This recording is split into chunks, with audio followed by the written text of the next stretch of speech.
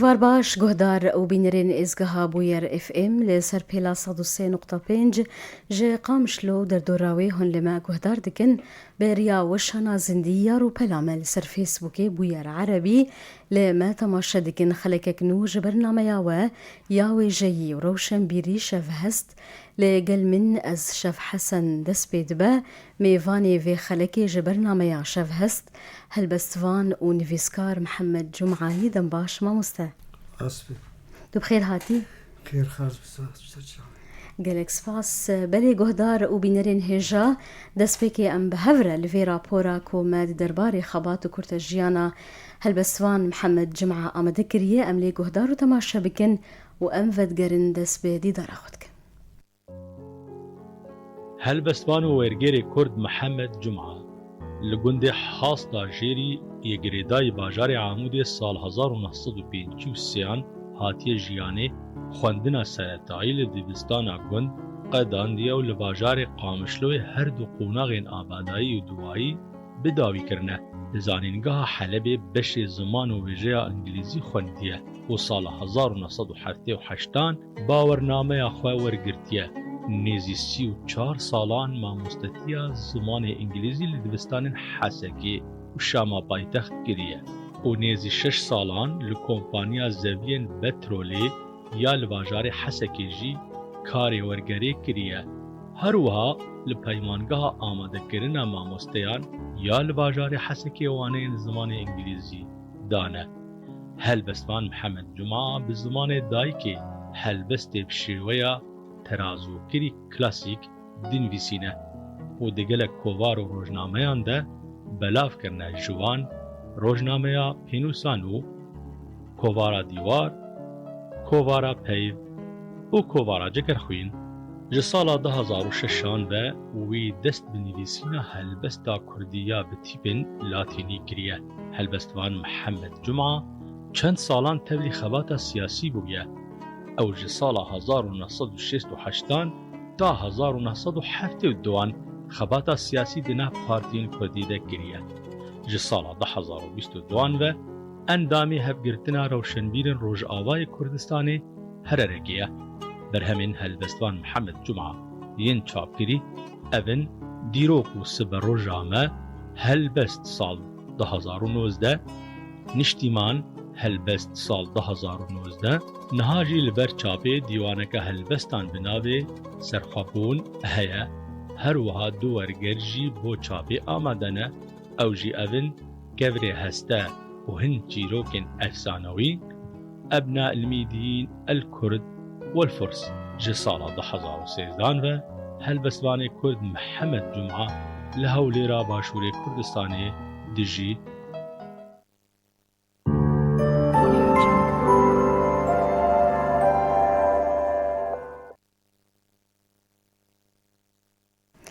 دیسا شەف باش گۆهدار و بینەرین بوویەر FM شەف باش ji bo te mamoste Hemed. سپاس. بەری مامۆستا ئەگەر ئەم بەحسا دەستپێکین و گۆهدانە بێچاند وێژەیە بکەن هونێژ کودەری دەست پێ بکەن. براستی یعنی از من de zanku de dest bi xwendina wêje kir wêjeya englîzî. Belê. O jî wek wihanî ziman di raportê de sala 78 ez derçûm û ji hingî ve mixwest ez karê wêjeyî ey Kurdî bi astî bikim ji bo xizmeta wêjeya Kurdî û helbesta wê dest pê kir li Şam bû boçare. Belê mamoste eger dikare bi hinkî nêzî maykê bibe ji ber dibêjin hevkarê min dengî girawase. Dest pêkê li yani nivîsandina Kurdî kir di sala 2000 û em bêjin 6 7 8 wan sala de li Şamê bes bi awakî nehînî helbet çavê qedexe bû Kurdî binivîsînî ya biaxive ve 2010 vegeriyan cezîra me û veberê xida Kurdistanê ji ber ew krîza çî 2011. بلي مامۆستا گەلو باندۆرا کێل te hebû hetanî ku te xwest derbasî vê qadê bibê. خودی باندور چلو بو يعني وقت يعني زمان يعني دسبيكا يعني وقت كوبلا قطبيانا از تفلي يعني بوم اندامك جي بارتيا كردي تشاب ويجا هبو تشاب وراست هبو بلي وبراي مني قورا خست نسردا خوازا نمر برزاني وبكيك شو اوجي دام زرينري كم بوجي بارتيرز حفتادي بس نشو سري هربت بدلا يكيف بو صديق بلي جانا ما مخش هو يعني جاز ذكاري أما زيفري مجوز يعني خدمتا قالي خبك دواري ويجي ديمك ما مستباندورا براي تل تهبو دفي بابتي جهدانا بچاند ويجا وزماني كردي باش دسبيكين خدمة مستا وشبر هم دخند وشكير دخند هلبت دسبيك يعني وقت درباسي زانكو بون بيتر يعني برتوكي عربي بون أجنبي إنجليزي بون أو بون كردي شامي كيما بون بشتيز يعني ما دسبيكر إنه هيدي از تفلي مثلا زماني كردي ببي ويجا كردي ميجا خندن عشان ديوانا جوجر خوين أو عثمان صبري سيداي تيريش أحمد خاني وأنا تبدأ خندن بله از باش فيري شو هلبت تيبي كرديجي همان تيبين لاتينين خندن عام إنجليزي بين شش تيب جدان أو جي فيري وانبون ووك حسكرنا مش هالبستير شخوا دو حتى بعربي دي قناغا امبيجن امادايد دورا زانكود وك زمان انجليزي جي از مثلا ميلا مسر او هبو هالبستي هبو يعني بلي حري بلند مد دي هالبستي بلي باش اجا مخوست از يعني تبلي كرديجي باش ما مستا كان ها ام لهالبسه كي جهدار بكنتي تشجه هالبسه جمره بخوينه باورم بينو سامن بله جي ديوانا مني كي دوا باش بلاف بونه يعني بلاف كنا وك ديوان شاب كرينا بس وقت ما جو اسيا شاب نبوي قلت بلاف نبوي مخصص جوينات كان هالبسه بله باش في درفتها بينو سامن تقول بله ما هو دا بينو سيتشيا كو حزر بيش نخا لبيشت ما في خلقي نسكنا لتنشت لرخا كلو در ديوان نافرينا ودر نخا لچاوي زوردار نبا درزي دريش وميخا وجمال سامان بلنغازا دنا بخا او تير نابا دخوازا خوينا هجارا وخوا كدو خباتاوان بدست خينا وبخوا خيراوان دمجا بويا وك جماكي برخا اوي ستمكار جرك بمرة بقلة ببلخا دوي بتندي شرمزار ببا او بينرخا او بسرناكبا اوي طماهي تخز وي بخا دم وي وگره اوی تیدا بلکومه و بچرخه دا ویدا پارا وی تنه کفن و کومک آخه چاپسوری و زورداری اوی ترمی وی راخه کسک نامی نجیندار بهیز و ساغه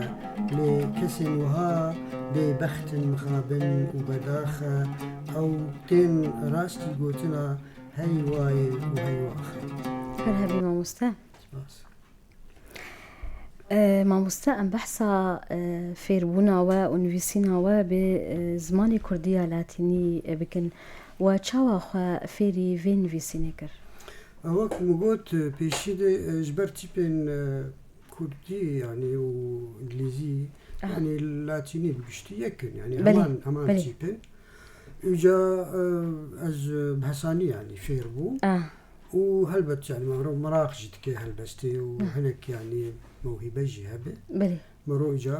بسرت كبير ده هلبستي ما مستا وكبر همين كو تخندن ين بزماني كردي آلي كارياتا كرد فين في سينة ده هبون یان خوب خود خواهینی تیپان کر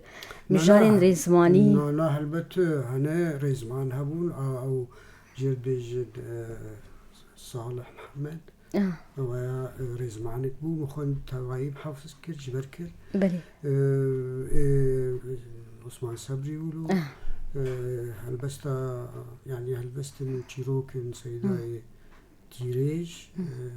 مخندنا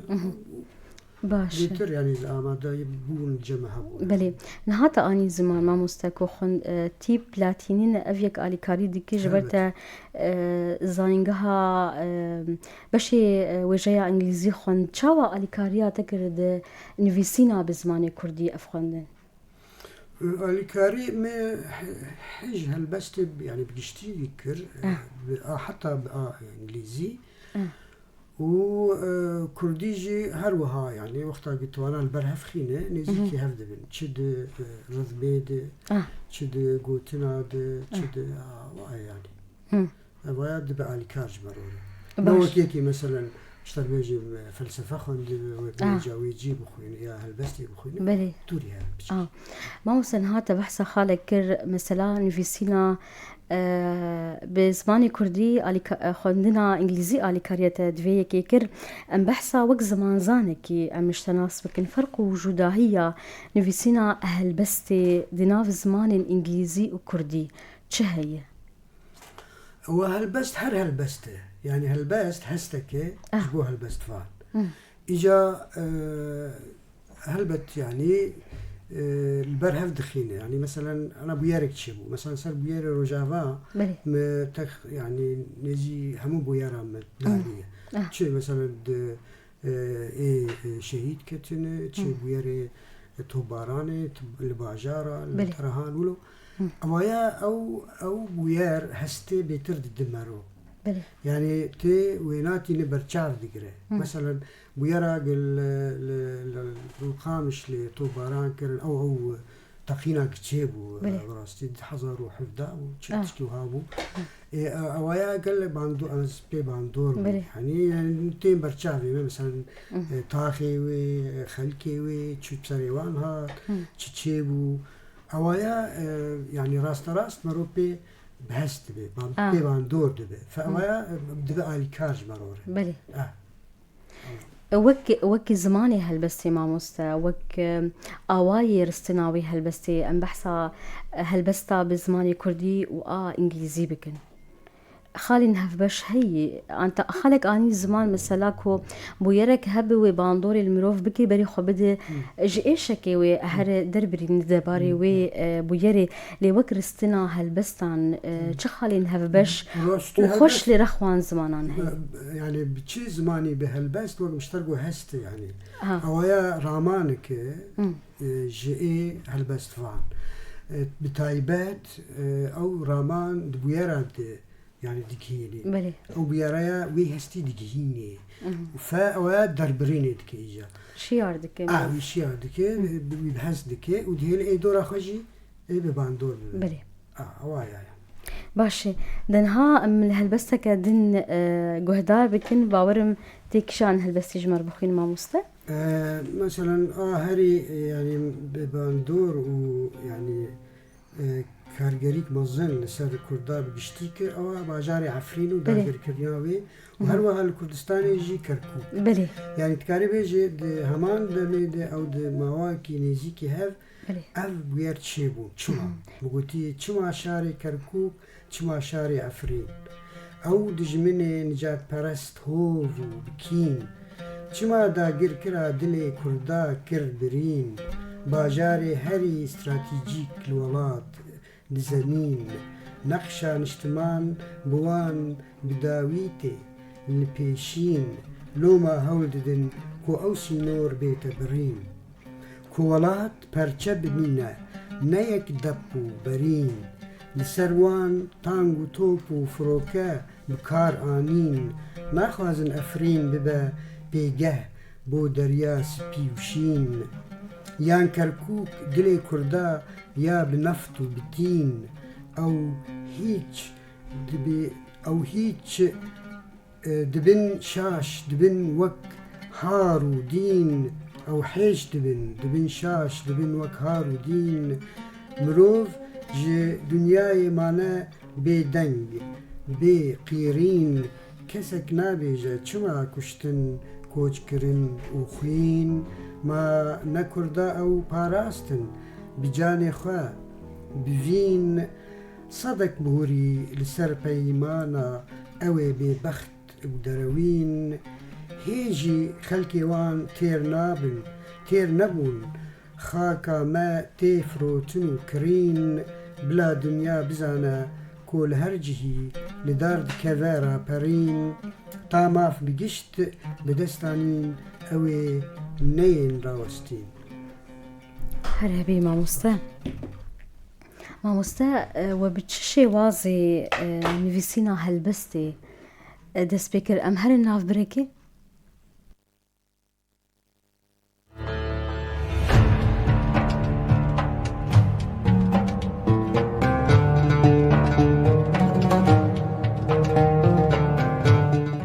بله دوباره دنباش گهدار و بینرین بویر اف ام هون لبرنامه شف هست گهدار دکن هلبستوان محمد جمعه میوانی میه بله ما مستا قالوا و بتششي وازي نویسینا هلبستي دست بيكر ونویسان هلبست هر او شوازي ما بكلاسيك بيجي كلاسيك حسكر ومدس بنويسانا كلاسيكي كر وهر ما مسروي ويشوازي ما مستا چما تج شوازي كلاسيك حسكر از باورم بو من يعني دي صدم هنا هري جرينج انه كلاسيك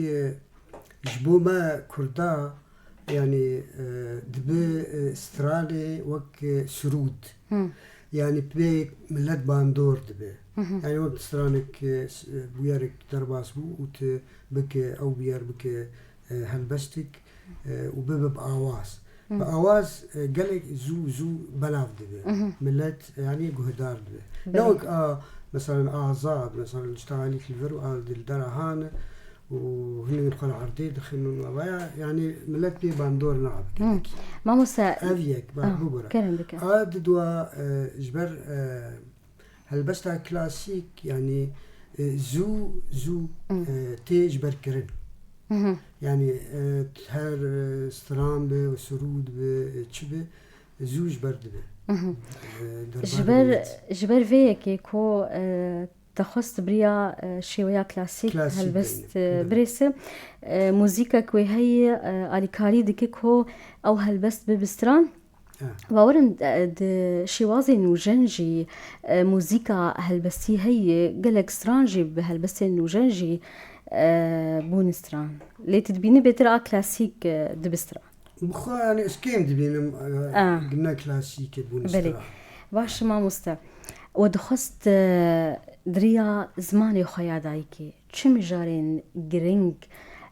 بكن هلبستو بريسن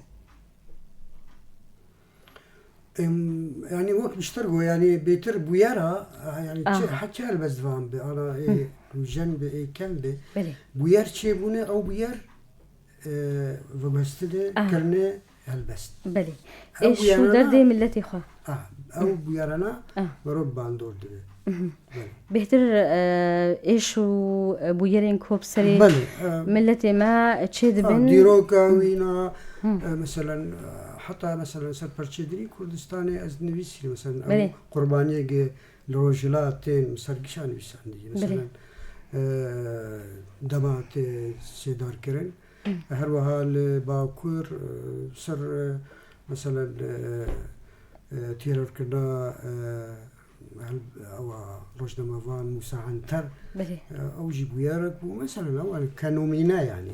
از وانا بهلبستي نمزمان باش ما موسى جهلبستوانين كرد ان بشويه كلاسيك نفسينا بهتر هون بكي باندور بونه هلبت ايه كمنار دسبيكي دي شخد وقت مد بيتر راست جگر خوين فيري في البستيبو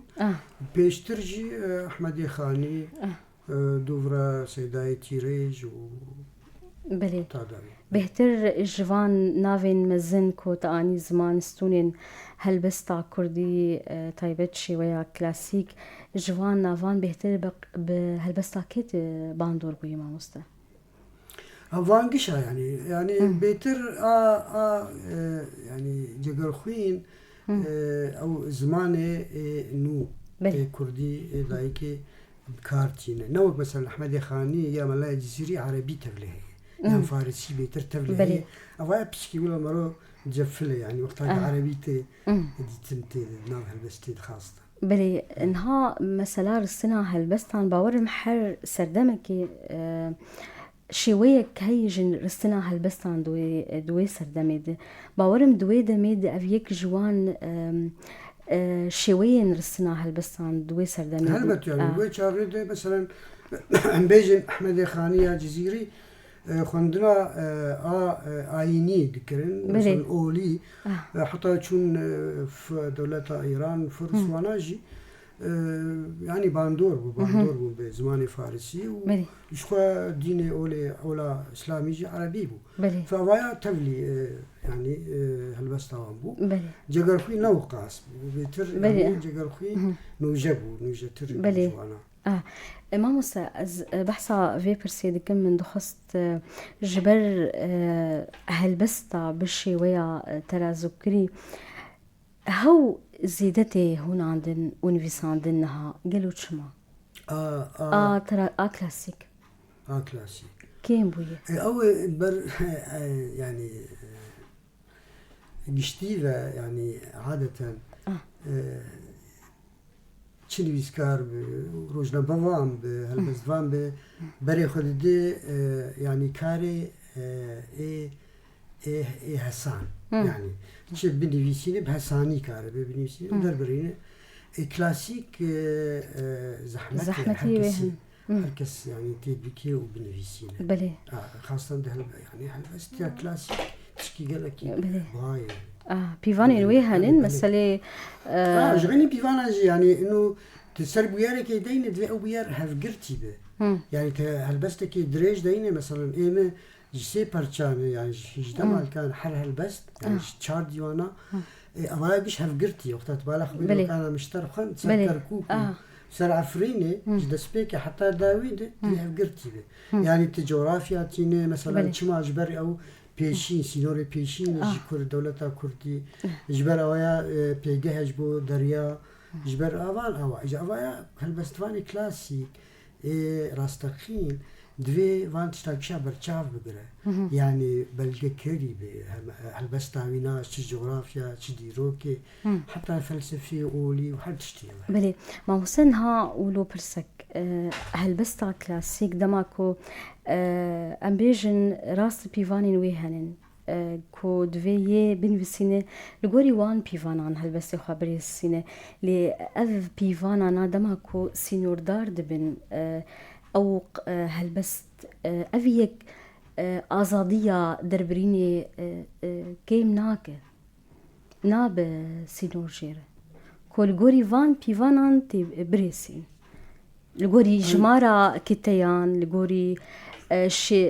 شوية انفيسينيا هلبستا كلاسيك تيوان هسي خوا دربرينه بله بس إجا فيا بيتر الكلاسيك ده هي درفت بيتر هي تدبيني بيتر آزادي هفقرتي بي ناجي وك آزاد مثلا تبكي نكي يعني قلت لها هدو نايم مثلا تقولتنا كي بيني تقدر تكفي جدرفي بابتي هلبست ما مسابقة يعني ويني وتقدر برين كرين وينيك تشه هلبستا آزاد يان هلبستا كلاسيك هستك بوينيك تدربين كرين ليه جداهية فان حد وشويان مثلا كتاي مثلا أو تشياوي يا هلبستي إيش خد تهول ندايكو هلبستا آزاد بنوسين تجاي تهول نداي هنيك هولدان تشيبون بس إنه بلاستيكي بعمل جناتو كان جيبون أو هولدان ما مسدس بيك بله صار كده ولا چند هلبست حتى بالإنجليزي ميساندين هلبست حتى الإنجليزي دي بكلاسيك ليسي بله بس نقول لك يعني هولدان هنا باشا يعني جرانيا خوانا مداني سر كردي بله كامل هلبست كي قهدار بله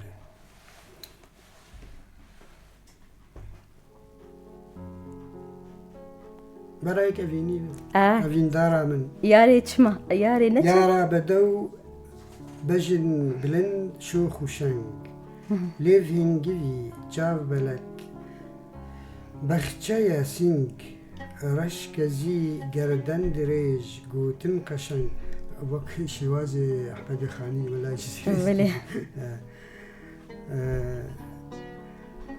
قرق گور دران مرجان پوز چلنگ دبا کود مشا خوشین جخل خالی للنگ وربا من دور نکبه نمین درنگ تبردايا جگر جاگر زوت و پرنگ دلو دامار قلبون جاورن وقت فنگ زانم تو نازي لهنگ وك شيرو بلنگ جبر أفينا تا سرگشتم از جارو بدنگ شون نمايا لمن فرح بويا گورك تنگ جبو من تحالو مالا بتني بها گرنگ لگل چیچک بابینا ودایا جتا بین و رنگ آواز شالولو بلبلا جدنگ تا بردنگ گر نخوش بن دیتنا تا درمان و سرنگ وک گلجین ریحان قرنفل نرگز و پونگ مگر جنوبا لمن وگرین چاخ و بنگ هرهبي ماموستا ماموستا ام بحثا تفجرا چاند ويجا ونفسيني دروجا واي كردستاني هون چاواد نرخيني براستي أنا حركز دبيني ويعني بحث دبين وهول دان نحن باشن يعني يعني اگر دمي بيشتي بري چند سال كي ومقوت تنها يعني قناغك باش درباس كرني مرو كيف خوش تبي حتى بجناب زاروكا بكردي داخبن زعن بليسينن افتشتايا يعني هولك يعني بيجن يعني باش تدبيني بيشكتن هيد في كاي وتشبي ان شاء الله باش ماموستا ام بحثا مجولياتا بورقري بكن جكنجي هون ورقري دكن ماموستا شخوا جبلي هينكرنا زمان انجليزي ورقري جكر ورقراندن الحكومات الزفيين بترولي دور حفت حي صالة كري ورقري عندن وجبو خجم دبرتوك ورقراندن بس نچاب كريني يكجي بالكتاني زبان هن چيروكن أفسانوي يعني ده چيروكن كفري هستو هن چيروكن أفسانوي كفري هستو هن چيروكن أفسانوي أويا إنجليزي مورغراندي عربيجي وهمان كرديجي وبرتوك ديجي زبان إنجليزي أو جي جبو عربي أبناء الميديين الكرد والفرس بلي بس نشابنا بون براستي وكيدن ليكولين بيشش كتاب تشيكرني برتوك أو يعني آمادني بو شاب كرني مثلا صلاح الدين أيوبي كردستان صور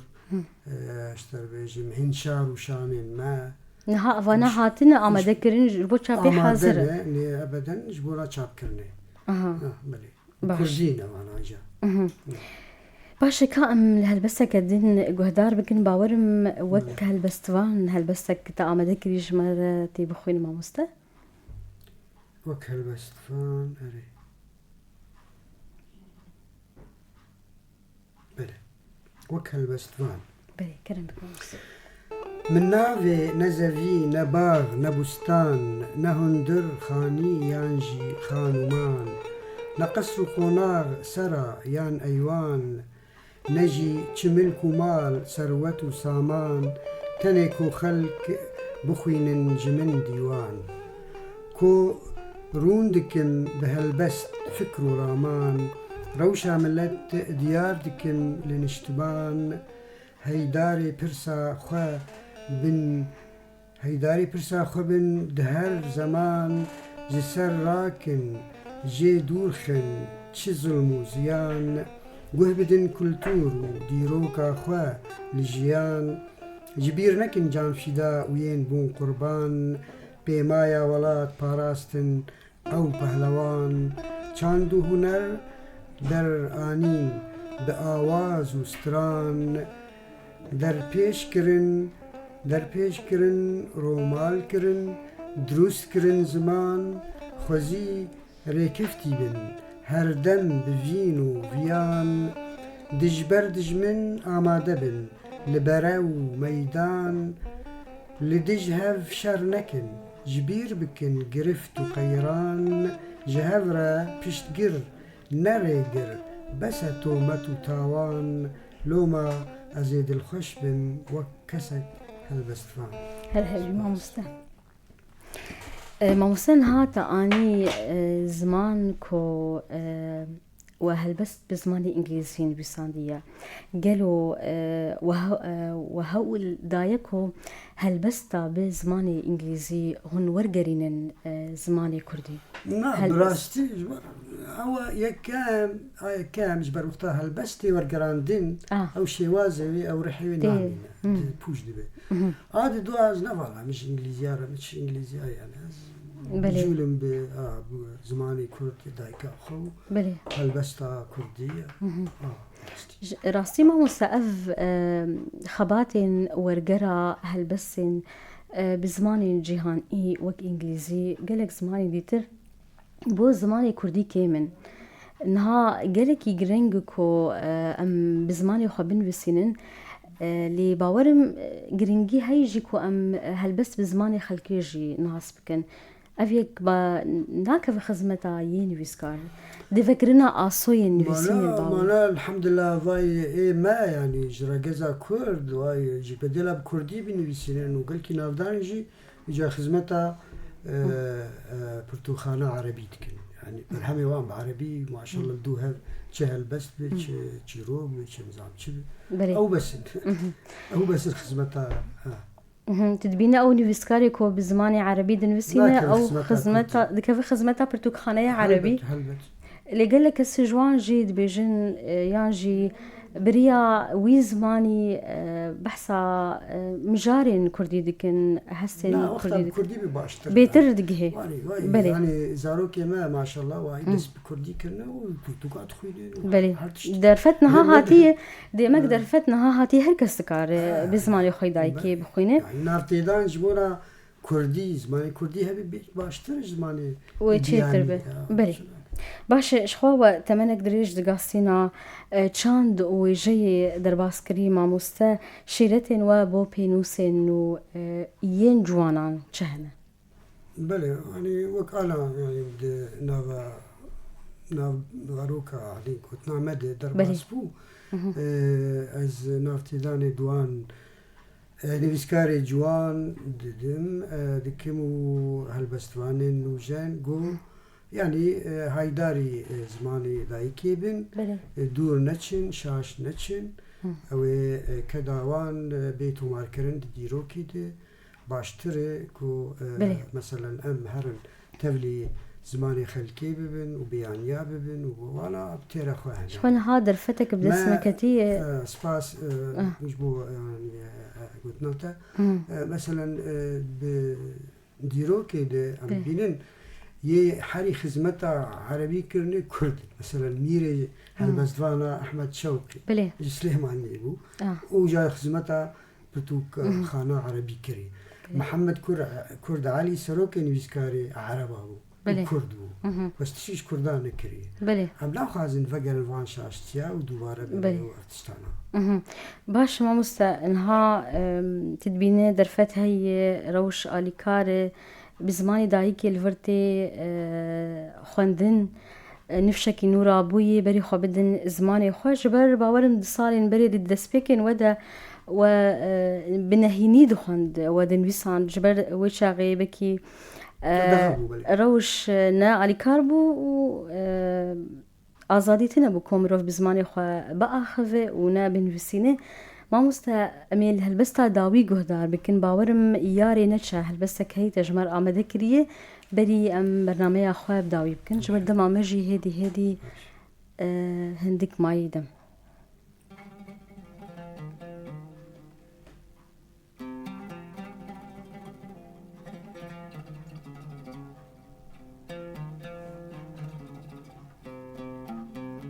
چما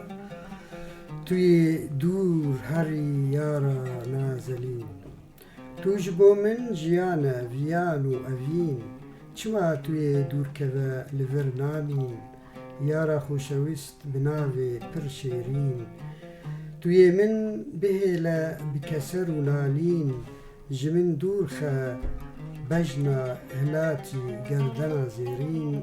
سينجا بلند بخشا قولي ريحان ونسرين روحو رود وديمن سور سبي ليف شربتا هنجوين جاف لريكا تا بي خمانا أو قرمين جاف لريكا تا بي خومانا أو قرمين تأز آلوز کرن بوما وک پیری خمجوین دوستو هوالو بلز بیچه زوه لمن وگرین دلو جرگه من شوتین بونا بکلو ببرین جدر دیاری به هندام به هدانم خمبار و خمگین تباتا من بیتا تولابا لسر آخا زمین فيرمسك تينا خواري ما بقري بقيرين هناف دهرفا دامارو هستي بجارك حلين روحو جان لمن فقرينا جتتني يكنرين هل هبي ماموستي هجا ماموستا داويد بخازي تشكي بيج كرم بك از يعني داويد ده سباسيا قناة واتكم وبخوندنا واجبولن كيف خوش بوم دمك بهارت لأزقاوة وهروها سركفتي بين وهر بربيش ان شاء الله. قالك سباس جبوت جي ماموستا هالبستواني هجا محمد جمعة كويروش تميفاني بوير اف ام وبرنامج شف هست. قالك سباس جبو وجي قهدار وبينرين إزقها بوير اف ام في آوايي برنامج شف هست لقل من أز شف حسن بداوي دبا تاخلك قديلي هيفيا مبن بخاطري